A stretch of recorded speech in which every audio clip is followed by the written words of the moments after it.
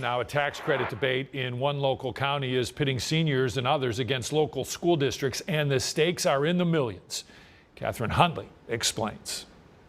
Lorain County school leaders were in front of the county commissioners today with one clear message. Doubling these tax credits again will hurt their students. More than a dozen school leaders begged the commissioners not to do it again next year.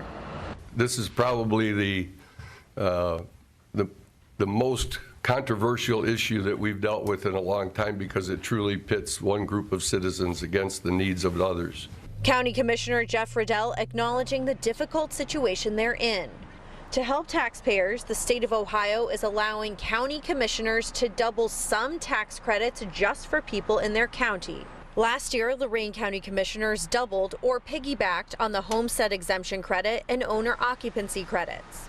This year, they're considering opting into doubling them both again. One of the credits gives income qualifying seniors and people with disabilities a tax credit on their home values. However, it's at the detriment of the schools. While the exemption helped Grandma keep her house, and thank God for that, it also pulled real dollars from Lorain City schools. Today, the commissioners heard from many Lorain County schools about how these additional tax credits, while helpful for some, took money away from the districts. North Ridgeville says they missed out on $1.7 million in funding because of the doubled credits. Elyria Schools says it was $1.5 million. This piggyback will provide additional tax relief to only about 20,000 residents, but will impact just about each and every one of the nearly 40,000 students across Lorain County. Only a small percentage of Ohio's 88 counties opted into this additional tax credit last year. Now it's up to the commissioners to decide again this year.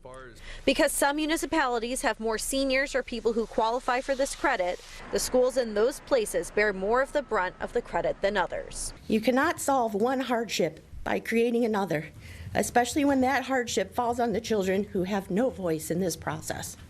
Please do not ignore the long-term consequences. Weakening our schools ultimately weakens the future of Lorain County.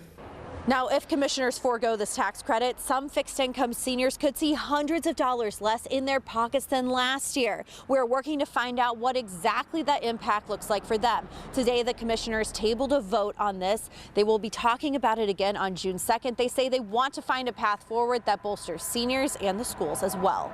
In North Ridgeville, Catherine Huntley, 19 News. Now your 19 First Alert forecast.